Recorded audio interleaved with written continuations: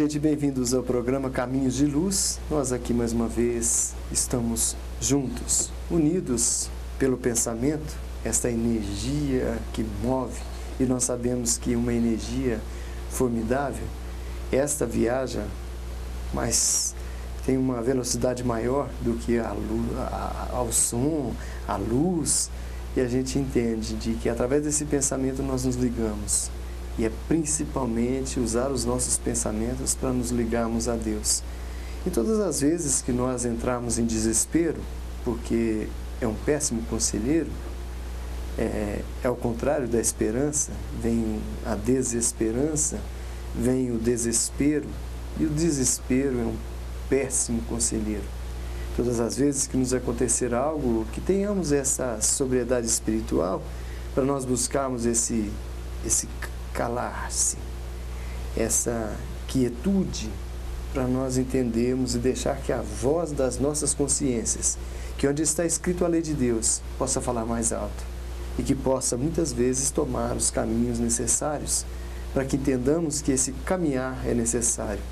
Nós não podemos transferir as nossas responsabilidades e questionarmos sempre o próximo, dizendo: tudo aquilo que me acontece é por causa do outro, é porque ele me fez mal, porque ele fez isso comigo. Não.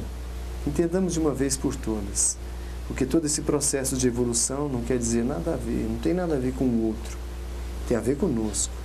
E é preciso que nós tenhamos essa criatividade para nós entendermos de que nós não precisamos ser como Santo Agostinho, como Jesus Cristo, Não, nós precisamos sermos melhores. Eu, por exemplo, preciso ser um Gilmar melhor.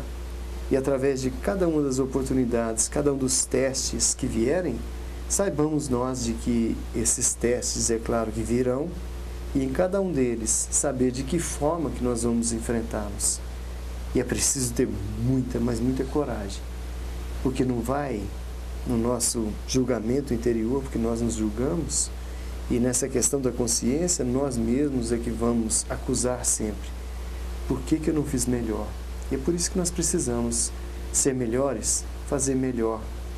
E a cada dia, nesta esperança de vida, nessa fé, que é a mãe da esperança e da caridade, desempenharmos esse papel, porque nós somos responsáveis por nós mesmos.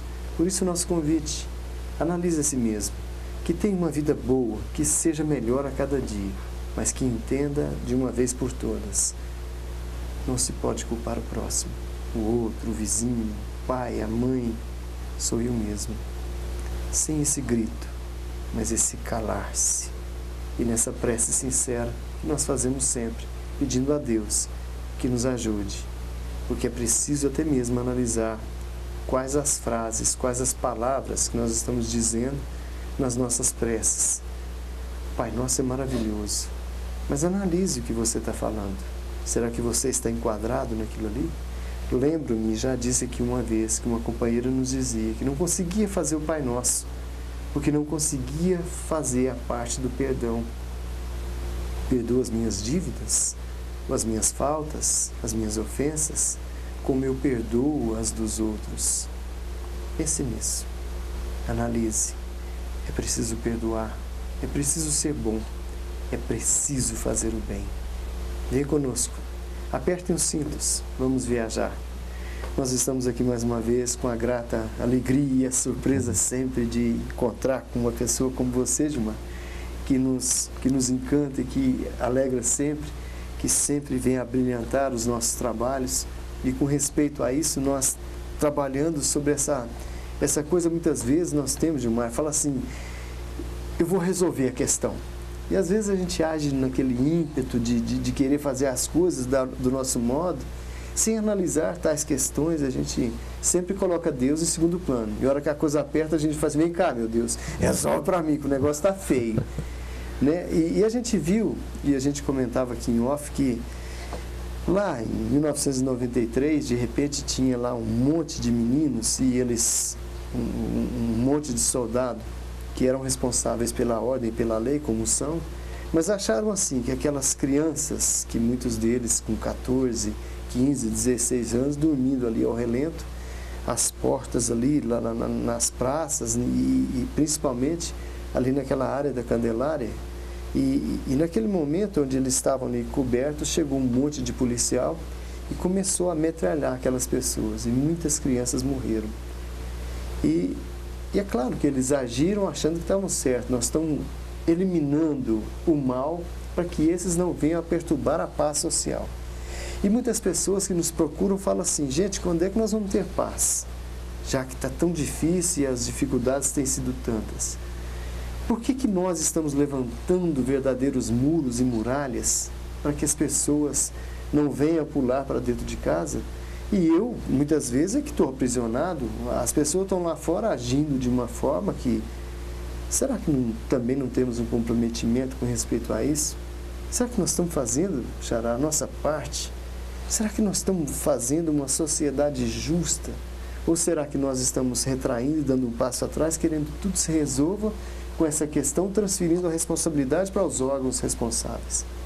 Para o juiz, para o prefeito, para aos governadores, a presidenta e assim por diante. Mas a gente sempre quer que se resolva, e a gente é assim? Bem-vindo. Obrigado. Como diz, passou a bola e vamos tocar em frente, né? Vamos. Olha, pessoal, é normal do ser humano mesmo querer tirar a responsabilidade de si e passar para o outro. Isso tanto nas pequenas coisas do dia a dia, quanto nas grandes, vamos dizer, nas coisas sociais, nos problemas sociais, né? Olha, eu gostaria de fazer uma análise aqui, buscando sim pela origem do espírito. O espírito, né, nessa fase de transição do planeta, ele vindo do plano espiritual para cá, ele está vindo com uma programação de vida, né, numa tentativa de se recompor, de se harmonizar com a lei divina. Logicamente que o processo não é tão somente ele reencarnar, pronto, acabou, né, ele está aqui com a lei de Deus. Não, é todo um processo de vida para que ele volte a ter consciência, né, social, pessoal, consciência de Deus, né, consciência em relação ao próximo, certo? É todo um processo. Eliminar um elemento que naquele momento traz malefícios para a sociedade, de forma alguma resolve o problema da sociedade. Por quê? Eliminou-se o corpo físico. Ele volta como espírito para o plano espiritual, para a dimensão espiritual. E o que diz a espiritualidade a esse respeito? Esse elemento, tirado o corpo dele, voltando ao plano espiritual, de lá ele mais prejudica do que enquanto ele estava aqui no plano físico, no plano da matéria, no plano do corpo. De lá ele é mais prejudicial que enquanto ele estava aqui. E buscando uma análise agora assim, no corrente da vida dele, vamos dizer que ele prossiga a vida, com 40, 50, 60, 70 anos, né, chega a uma terceira idade, e muitas das vezes o pensamento muda. Se o espírito está encarnado e ele tem uma oportunidade, que seja assim, nos últimos instantes de vida, sabe, de arrepender, já é um ponto para ele voltar para o plano espiritual numa situação diferenciada, né? Ele vai ter que arcar com tudo que ele fez? Sim, mas isso cabe à justiça divina, no tempo certo que ela determinar para ele. O que cabe a nós, a esses espíritos, é demonstrar um lado social, um lado humanitário, de convivência, né? Mostra para ele um outro lado, que é possível ele ter uma vida digna sem ter que partir para esse lado. O que acontece muitas das vezes? Você vê essas crianças abandonadas desde nova, e de repente vem uma pessoa, vem outro com um carrão, com uma casa bonita, com roupas chiques, com roupas de grife, de marca, né? E eles falam: eu quero ter isso. E aí partem, muitas das vezes, para o lado errado da vida, para o lado criminoso, do tráfico, dentre outras possibilidades, correto? E uma coisa interessante, que a gente pode observar essas pessoas, sabe, é um lado que a gente tem que ter compaixão, porque elas passam uma vida inteira fazendo, às vezes, coisas criminosas e se escondendo. Às vezes eles adquirem o financeiro né? Mas não podem demonstrar socialmente. Por quê? Porque senão vai lhe ser tomado. E passam a vida inteira fugindo da justiça, sendo perseguidos, né? Como diz, sendo referência do que é ruim. Então, para essas pessoas aí, se elas forem analisarem, não vale a pena. Às vezes, adiante da vida dela, se ela seguir com sua vida 40, 50 anos, ela vai fazer uma introspectiva, não, e uma retrospectiva de sua vida, e vai se dar conta de que todos os seus passos não levaram a lugar nenhum. Entendeu? E tudo aquilo que ela buscou não lhe trouxe a paz, não lhe trouxe, né, o que ela buscava realmente, que era essa satisfação de vida. Porque só vai tê-la quem tiver paz interior. E prejudicando os outros, ninguém consegue. Tá? E, assim, esses jovens, igual você citou, eu já vi algumas reportagens, e eles falando, né, justamente disso, de ver o que o outro tem, e eles não têm essa possibilidade. Mas muitos deles falaram, não, a minha expectativa de vida é 30 anos. Se eu viver bem até lá, estou feliz com isso, estou satisfeito, né? Uma vã ilusão dele, né? Porque a gente vê muitas pessoas aí, por exemplo, a gente sempre quer ter mais vida, né? O meu avô está com 105 anos. E ele contando pra gente, né, que quando tinha 40, ele pensava, vou chegar até 60. Quando chegou a 60, não, vou chegar a 80. Quando chegou a 80, né, falou assim, agora já estou no lucro, mas vamos até os 100. E já passou e lá vai. Né? E ele falava assim que quando tinha lá 40, por exemplo, ele nunca se imaginava chegar a 100, mas que, né, a gente sempre busca, é um direito de conservação, né, um princípio de conservação, a gente sempre buscar a continuidade da vida. E essas pessoas que chegam a 30, elas podem até falar isso, mas elas querem viver mais. E o fato delas retornarem ao plano espiritual um tanto antes de ajudar na situação, igual a gente diz lá no início, está prejudicando, certo? Eu acho que a nossa sociedade precisa entender também o lado espiritual do ser humano, né? O sistema penitenciário nosso é falido, está deficitário? Talvez sim, mas talvez é uma época propícia para que um lado humanitário do ser humano sobressaia. Só terminando, contar uma história aqui, Chico Xavier, certa vez, ele foi assaltado, né? E chegou, estava lá, como diz o indivíduo lá, né? Ele foi até ele, né? Ele falou, não, peraí, eu vou lhe dar uma sopa, vamos fazer uma sopa ali para você, quentinha e tal, né? Aí depois ele dizendo sobre a situação, ele afirmou o seguinte, falou assim, olha, antes dele ter vindo até mim, eu devia ter ido até ele. Mas igual você disse, a gente fica numa gaiola caseira, se isolando do mundo, claro, se isolando do outro ser humano. Eu costumo falar até em brincadeira, viu, pessoal, mas que o interfone, né, é um meio que torna a pessoa fria. Passa alguém lá para conversar com você, para te pedir alguma coisa, bate seu interfone, você atende de lá, né, muitos já tem a câmera, né? Aí você fala assim, não tenho nada não para doar, não. Olha, vou falar uma coisa muito séria. Para quem pede, cada não que ela recebe, que você poderia ter ido, conversado com ela, né? Levado uma coisa para um outro lado. Mas um não seco e duro torna ela cada vez mais fria. Embrutece a pessoa. Embrutece.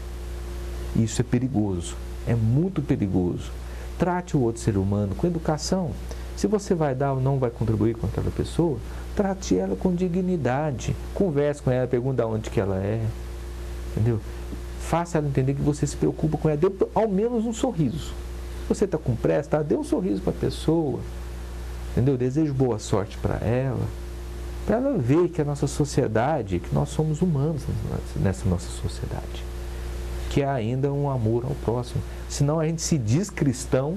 Jesus colocou lá que devemos amar ao próximo como a nós mesmos, mas a gente quer estipular condições para esse amor ao próximo.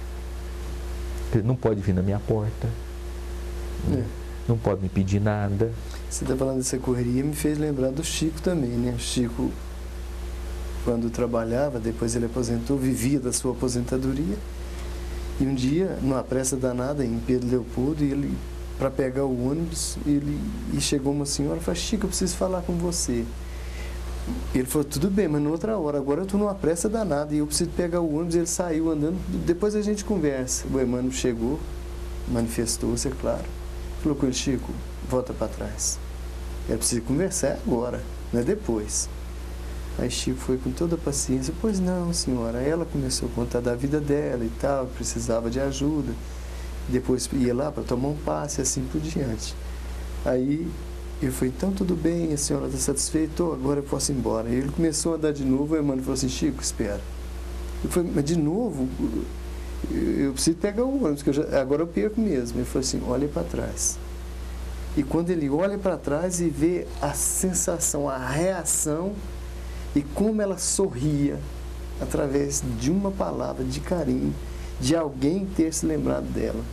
E às vezes, no que você falou, Xará, a gente entra dentro desse casulo, como se sempre coloca, e fala assim, eu preciso arrumar minha vida, o resto, e vou passar por cima de tudo.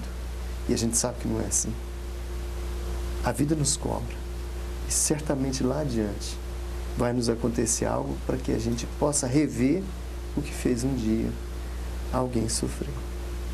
Devemos buscar o espiritual. Claro. Paz a todos. Muito obrigado. Muito obrigado, gente. Até o próximo programa.